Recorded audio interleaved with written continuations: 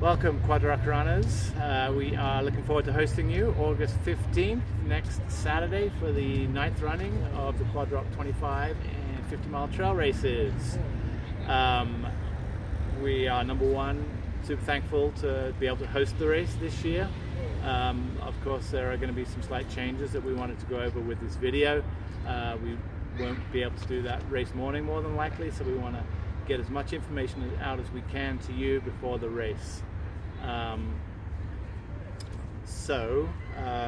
Brad and I are going to go over some details related to the race and some of the changes that we're making this year.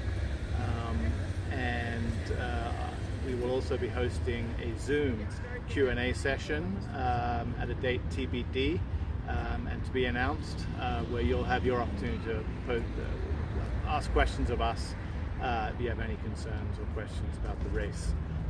So to get started, I wanted to give a quick overview of the course for this year. We are on the original course, so year one course. I think we ran this course for the first 3 years of the race before we started having to deal with eagle nesting detours and wet route detours. We're not particularly concerned about having to reroute due to weather this year, wet weather. We are expecting warm weather and dry trails. So we are, the 25 mile route is of course going to be right on 25 miles with 5,500 feet of vertical gain. 3 big climbs and 3 big descents make up the loop, and 50 milers will do that in reverse for a total of just over 50 miles and a total of 11,000 feet of vertical gain and 11,000 feet of vertical descent. For those of you familiar with the Quad Rock course, first mile and a half will be on the Lorry Service Road, and then we'll jog on to the East Valley to get on the course proper. That is the original course. So we'll be getting on the trail before Arthur's Trailhead, and then following the course down to the bottom of Spring Creek, around on the Horsetooth trail to the Horsetooth Trailhead.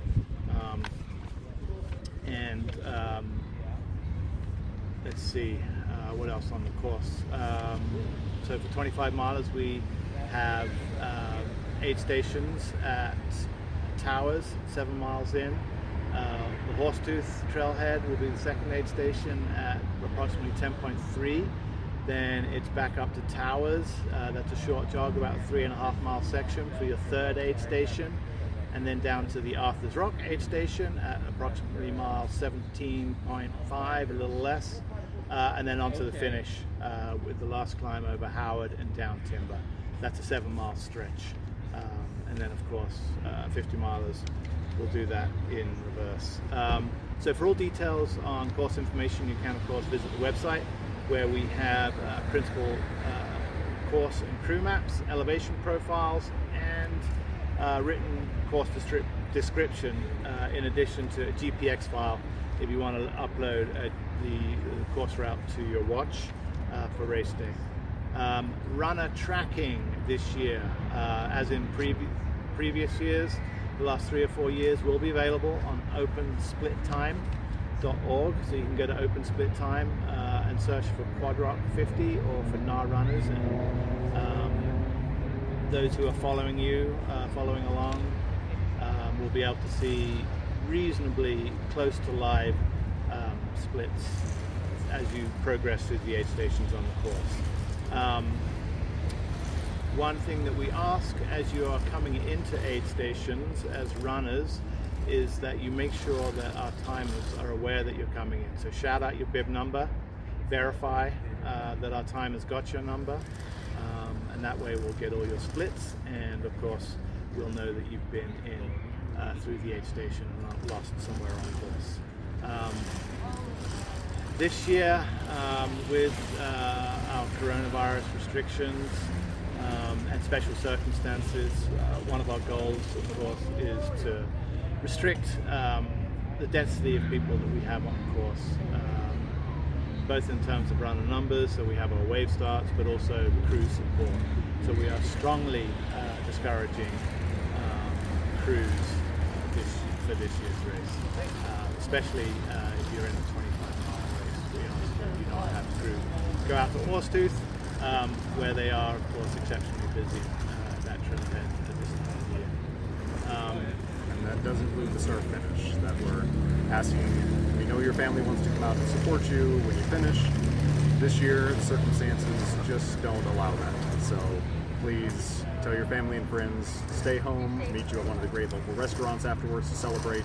You know, something that I always get asked is perennials for the drive-thru. Always. Runner-up? Okay, Brad, do you want to talk a little bit about weather? It's mid-August, so what can we expect here on the front range? So, like Nick mentioned, usually in May we move to the wet route because it is the rainy season here. Not so the case in August. We're expecting temperatures in the mid to high 80s on race day and nice and sunny. If you've had all summer to heat acclimate, but it's still going to make a difference on race day that you need to be prepared for some long hot stretches. We'll add as much shade as we can on the course, but there's not much. For water carrying capacity, you want to make sure that you have at least 20 ounces on board, preferably more, especially for that section between Arthur's and the finish. Again, that's 7.6 miles with about 1,200 feet of climbing. We will have an emergency water station at the top of Timber, staffed by some local first responders, but their supply is limited, and again, they are there for emergencies only. Make sure you have enough water and that you are staying hydrated throughout the day. Don't wait until you're noticing that you're dehydrated. Just have a plan and be steady on your drinking throughout the day. In terms of our race heat plan, we have some key elements. So we will have EMTs, if not higher qualified medical personnel, stationed at every aid station on course.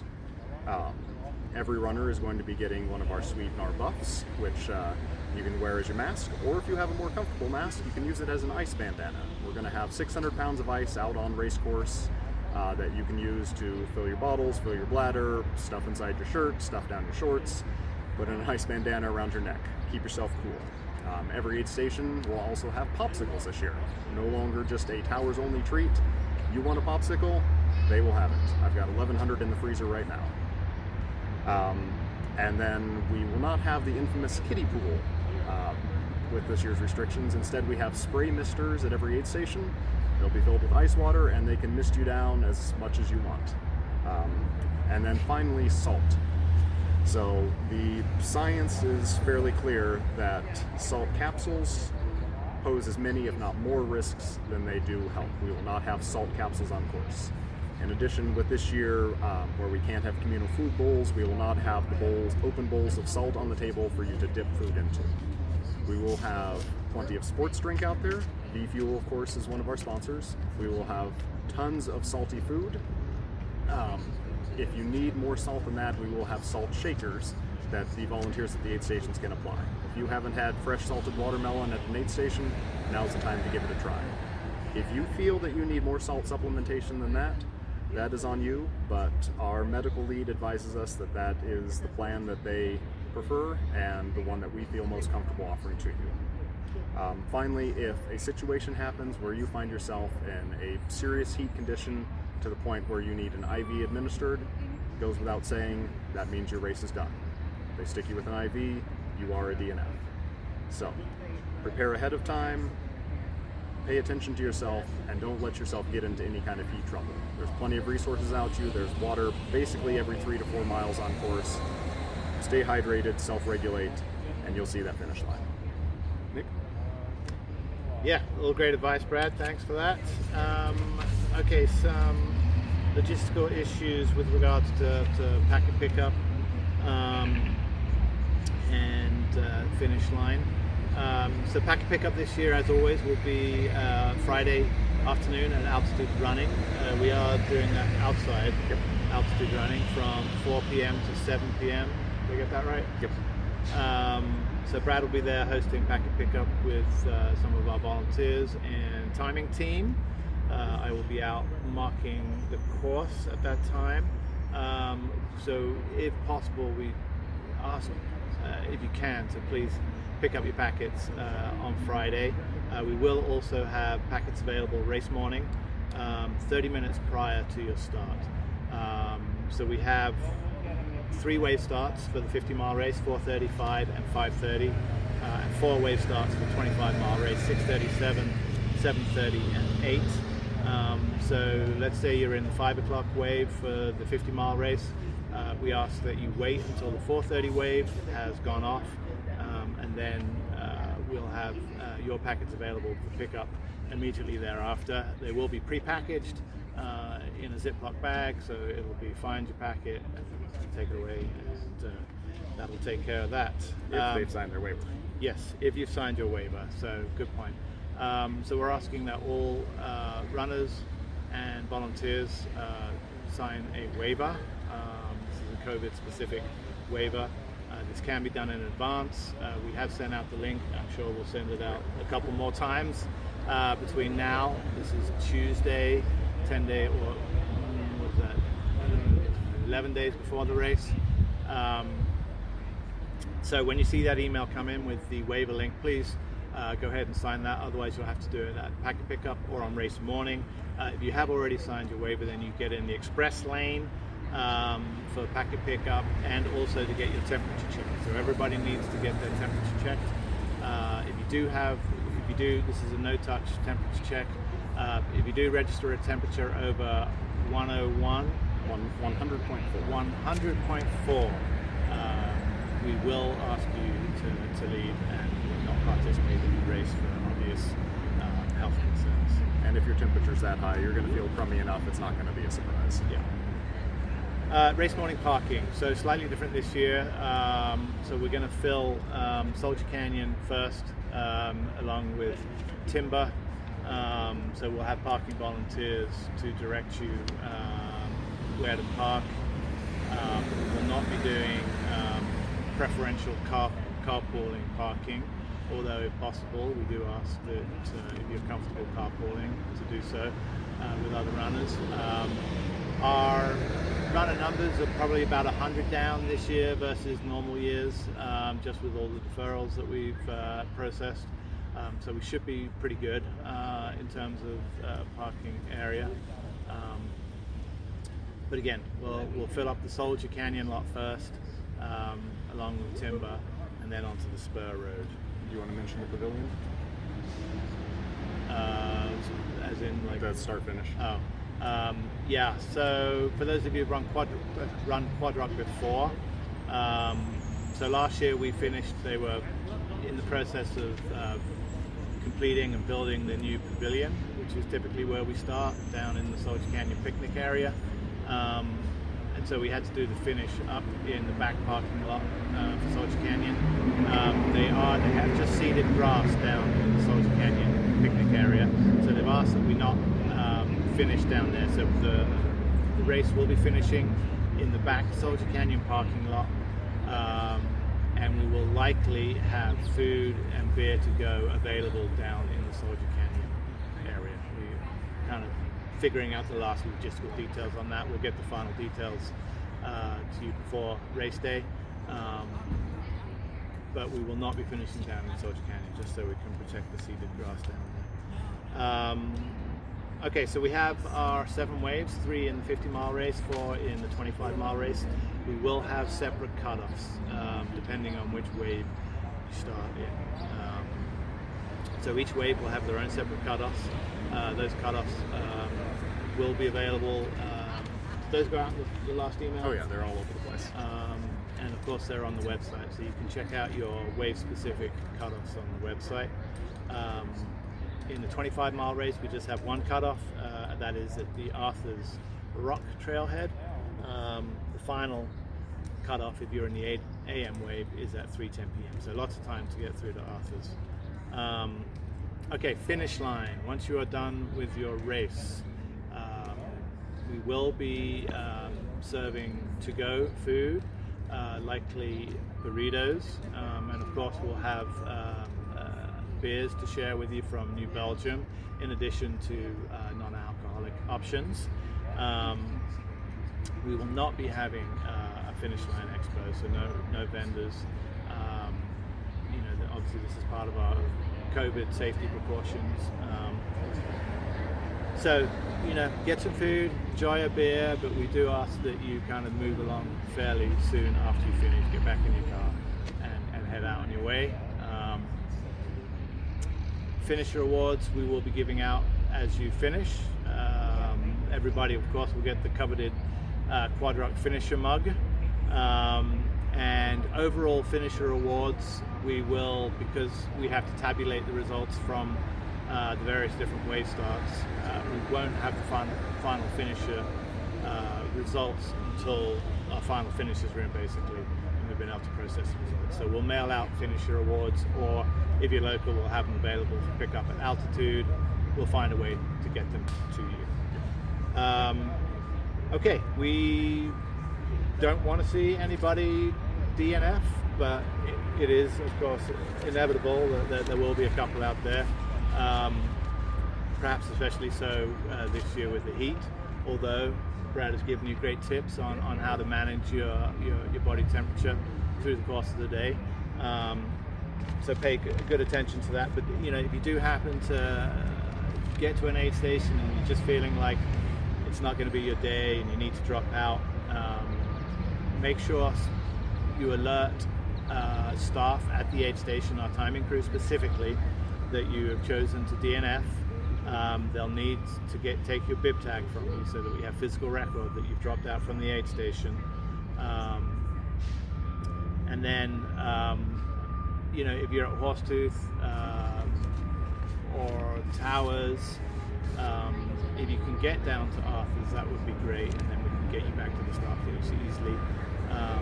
But if you are absolutely no way of getting out of the aid station, you will have to wait until the aid station has closed down and our volunteers are on the way out if you need a ride out of the aid station. Let's see what else here.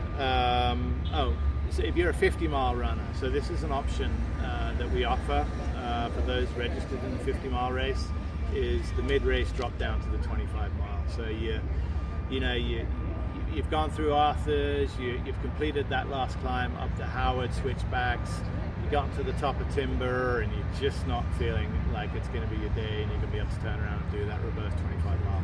If that is the case, there is the option to drop down to the 25-mile race. So you get to Soldier Canyon, you've done 25 and you want to call it a day, we will register your result. You won't be eligible for 25-mile overall awards, but you will be eligible for 25-mile timed finish.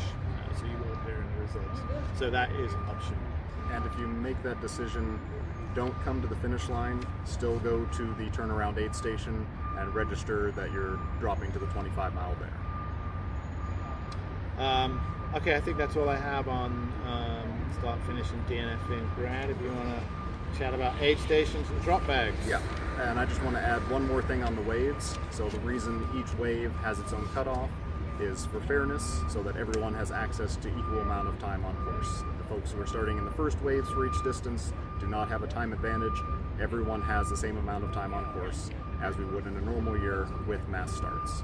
And just like Never Summer, we are starting with those with the fastest projected finish times first, and then the slowest projected finish times last, to help ensure that there is more spreading out as the race goes on. So yeah, aid stations. If you're going to notice a change significant to this year, can you hear that truck behind us? If you're going to notice a change this year more significant than the wave starts, it's going to be in the way that aid stations are doing business. So there's not going to be communal food bowls on the table. There's not going to be personal one-on-one service. It's going to be slower. We did get some feedback from Never Summer that there were some backups at aid stations. That's expected. That's part of the plan, to be honest. We want to get you through as fast as possible, but we want to take safety over speed, especially this year. So when you arrive at an aid station, the first thing you're going to encounter is a sign letting you know that there is a mask zone.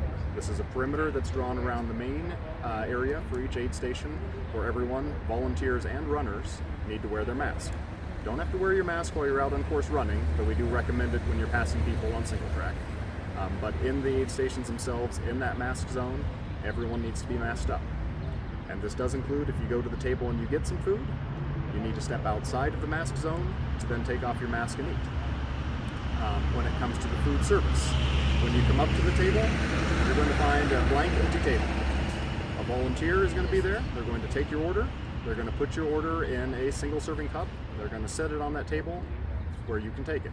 We're not going to have a table lined up with communal food bowls. We're also not going to have a table with a whole bunch of cups scattered around where there's going to be hands reaching all over the place. It's going to be 1, 2 at a time at most at those tables. Again, there may be lines at times. Be prepared, know what you want ahead of time. We'll get you out of there as fast as possible. Same thing with fluid service. It's no contact fluid service. Our volunteers are going to have pitchers of water and V-Fuel. You handle your own bladder, you handle your own bottle, open it up, they will pour in, you close it up. If contact is made, they have sanitizing wipes, but the goal is no touch, you handle your own gear, and they just pour into it. One thing to help you get through a bit faster, to know what you want, we will have menus posted about a quarter to a half mile before the entrance to every aid station. So big signs, pictures, colorful choices. That way you can think about what sounds delicious and have your order ready when you arrive. That being said, it will be a bit more of a limited menu this year. We need to simplify things to keep down on volunteer requirements, just to keep overall numbers down. So while we will have food from every category, salty, sweet, substantial, cold, fruit, we will not have the usual sumptuous buffet that you see at our aid stations. Like I said, we will have popsicles everywhere. We will have plenty of watermelon, oranges, bananas. We're prioritizing those kind of items that you can't easily put in your drop bags. So things like salty snacks, candy, there'll be less of that because you can more easily have that in your drop bags. We're going to have the quesadillas, we're going to have the popsicles, we're going to have the watermelon, we're going to have the soda, tons of soda. And if you are on a restricted diet, either by choice or by medication, if you're gluten-free, if you are vegetarian or vegan, there will be plenty of options at the aid stations for you. If you have serious restrictions, we cannot promise in the backcountry to have 100% food safety. So if you have very strict allergies, we do ask that you bring your food in your own drop bags. So speaking of drop bags, a major change this year is we are allowing drop bags at every aid station. This is a safety measure, both to make up for the slightly more limited aid, as well as to help you have the choice to avoid the main areas of the aid station if you especially want to avoid the chance of more contact and more close quarters. So normally we only have drop bags at Horsetooth and the start finish. So this year we will have drop bags normal format at the start finish. That includes the 25-mile turnaround for the 50-milers. You can drop that off the night before or race morning. We will have drop bags at Arthur's West. That is new. Same plan, you can drop it off the night before or race morning. Horsetooth. Horsetooth drop bags have to be dropped off the night before at packet pickup. With so many waves heading out and a long drive around the park to Horsetooth, we do not have the shuttles to get them there on race morning. So Horsetooth drop bags, Friday night at packet pickup only. Towers drop bags. We know everyone's going to want to put a drop bag at Towers. 25-milers hit it twice, 50-milers hit it 4 times. Towers is our one backcountry aid station at Quad Rock, limited space, limited capacity. While we are allowing them up there, we are very much asking that only those who strictly need a drop bag put one up there. It's not an open option where we want everyone to take advantage. It is only for those very serious needs where this year's restrictions don't give you any other options. And similar to Horsetooth, any drop bags going up to Towers need to be dropped off at packet pickup on Friday night. If you're not coming in Friday night and you need to send a drop bag up to Towers or Horsetooth, let us know ahead of time. We'll help make arrangements to get them there in advance. I think that's about everything we had for this year's race. Yeah, I think so. And just to re-emphasize on the drop bags, so you know, with the Quad Rock course, you know, you are hitting, with the exception of the Arthurs to start finish stretch, you're hitting an aid station every 3 to 5 miles. Yep. So bear that in mind when you pack your, you know, when you're deciding whether or not you want to pack a drop bag. I would greatly appreciate it if you on the side. If you don't need the drop bag, just to leave it at home and take advantage of what we have at the aid stations. I guess one last thing that I will mention, which I think I failed to mention on start-finish waves and protocols for the start. Of course, we require that whenever you're within proximity of people, you are wearing face covering. All our volunteers, of course, will be wearing face coverings. So when you're getting ready to start the race, we require that you have the face covering. Once the race is off and running, you're off and running, then you can remove your face covering. But aside from running, eating and drinking, we do require that you wear that face covering. We do this for everybody's safety. It worked out really well at Never Summer. The event respected the request for face coverings, and I think there was a general appreciation from participants and volunteers and everybody involved in the race that we took that seriously, and everybody was watching out for everybody else's health and safety. So that's the reason why we ask, and of course, so that we can continue to enjoy races in new circumstances by playing by the rules. All right, so we are going to do a Zoom Q&A sometime here in the next week. Give you an opportunity to ask us questions for anything that we didn't cover. And we cannot wait to see you for the 9th running of the Quad Rock 25 and 50 mile trail races, August 15th.